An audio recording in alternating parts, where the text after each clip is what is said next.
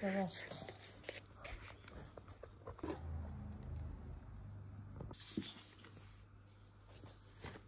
Nangangamoy pizza na ba?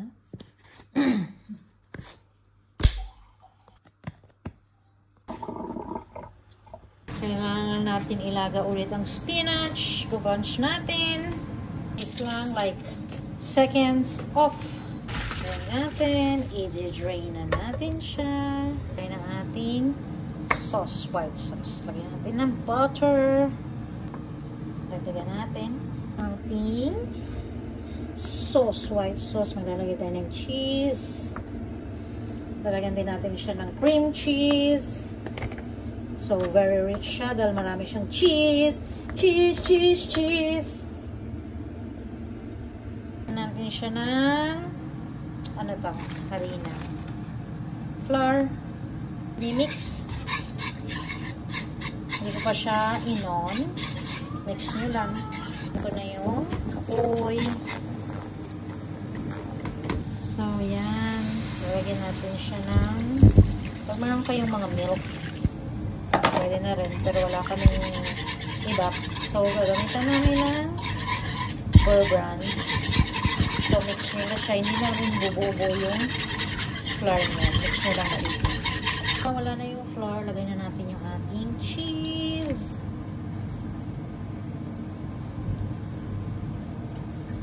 Siya ng cream cheese. So, marami siyang cheese. May cream cheese, may Eden cheese, cheese, cheese, cheese.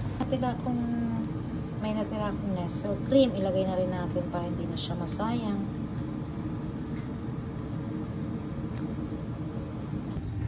Yan, pipigaan natin yung ating spinach para mawala yung kanyang water. Para hindi naman masyadong sagi yung ating pizza dough. Yan, tsaka natin siya hiwa-hiwain. Ooh. Para hindi naman siya buo-buo pag kinain natin.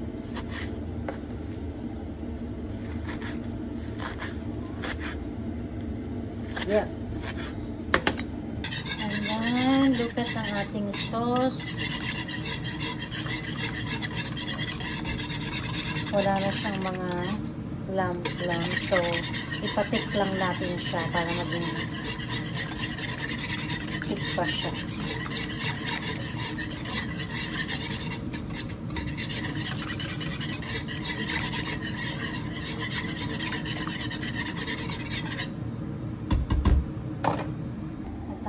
Spinach. Yan siya. Yan tayo maglagay ng pepper para medyo naman may spicy naman siya. Mix.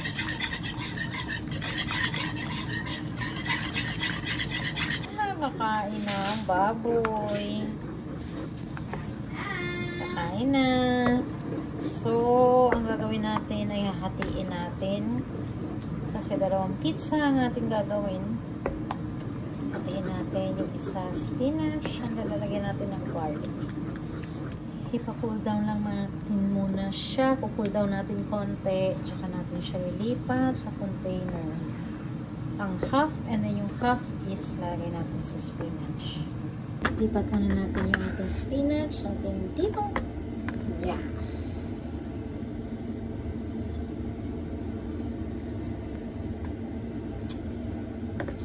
Tayong mushroom. Hiwain natin yung ating mushroom.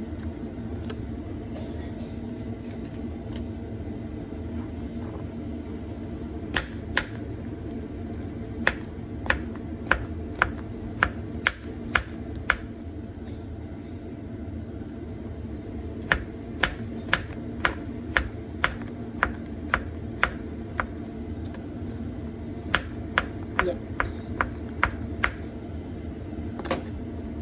Diyan siya. And then, maghihiwa tayo ng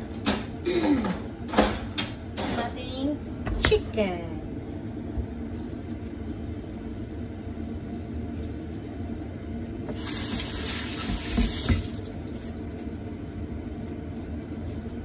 Yeps.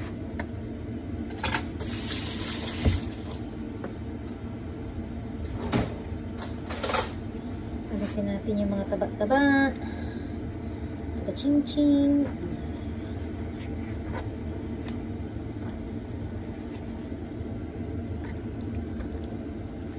Darak-darak.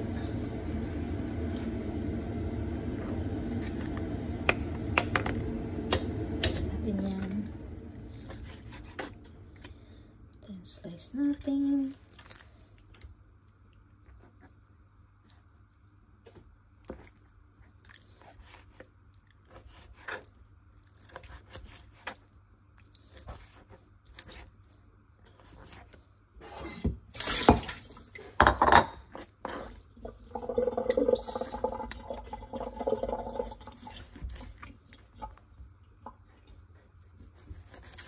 Yep.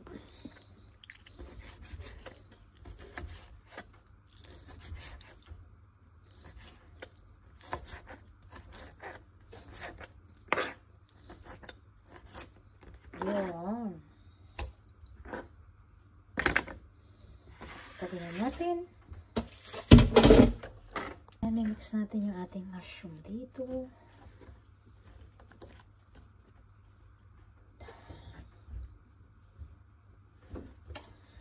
And then, marinate natin siya ng sesame oil.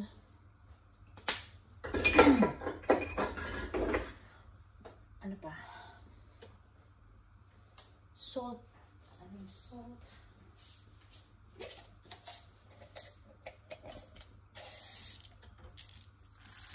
Salt.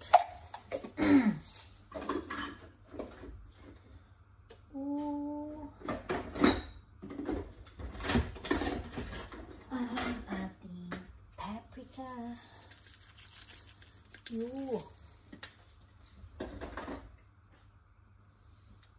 And then, lalagyan natin siya ng konting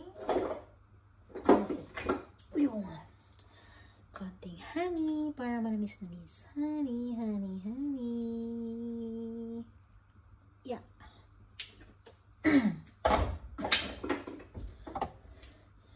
Mimix natin. At ito-toast natin yan ng mabilis. Na-marinate muna natin siya dyan. Diyan lang siya sa tabi. At maghihiwa pa tayo ng iba natin ingredients. Yeah, ang ating bell pepper. Ang tawag nila dito ay traffic light. Green, yellow, and red.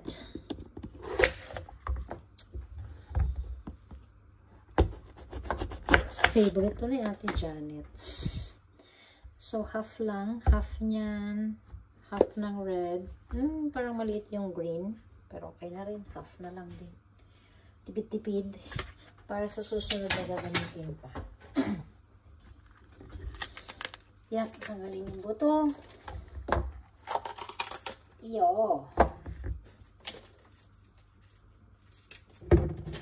Sayang man.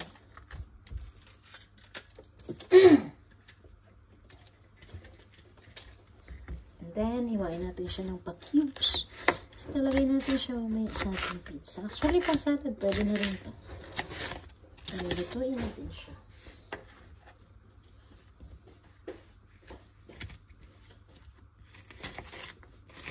Yun.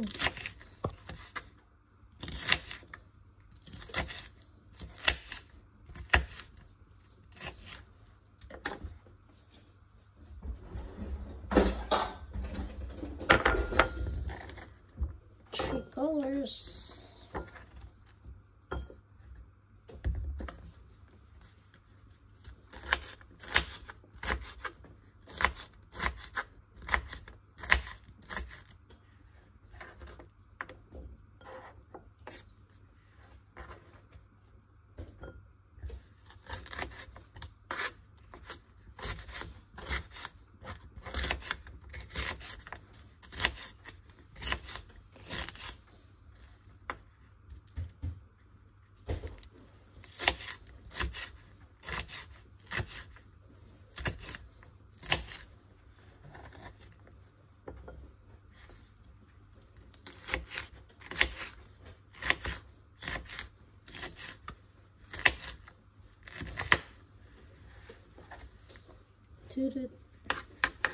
Look at that. They're beautiful.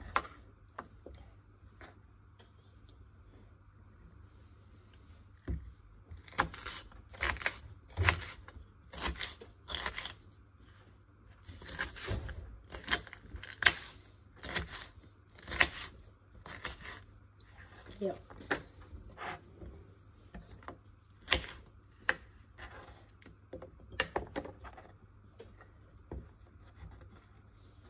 And done. Yung ating, medyo malamig na yung ating sauce. Lalagay na natin siya. Yung half dito sa lagayan. And yung other half, lalagay na natin yung ating spinach. At that. Nilipat na rin natin siya dyan. At ang ating sauce. Din siya ng garlic. Ooh, look at that. I-toast natin po. Yeah. Toast ko lang siya saglit para medyo maluto siya. Kasi lulutuin pa naman natin yan sa air fryer. So, yan. I-grate natin yung ating cheese. Pag meron ka kayong grated na cheese, much better.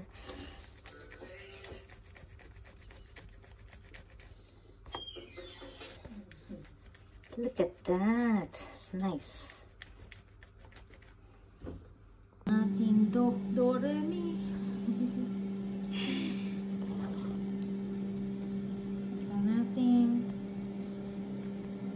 Yan na.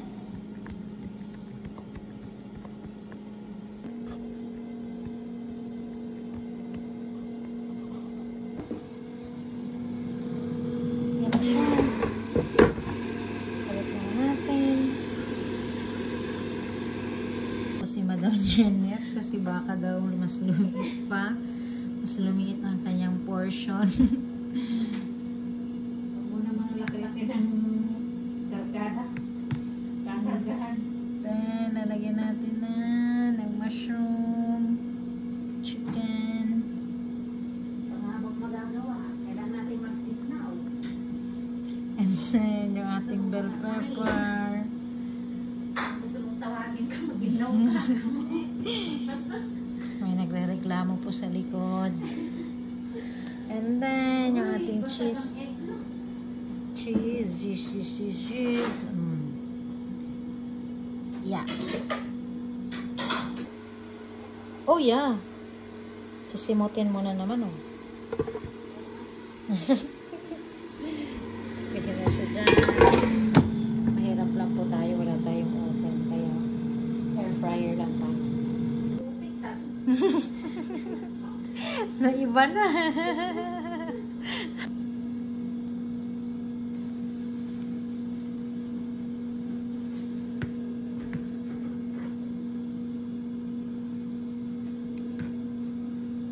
Chicken.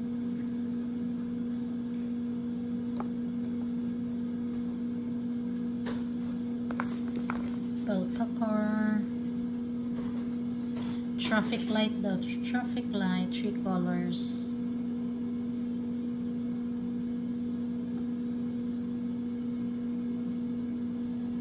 And cheese.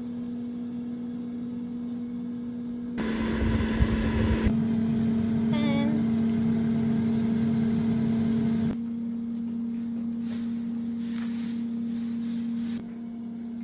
Janet. Kakain na?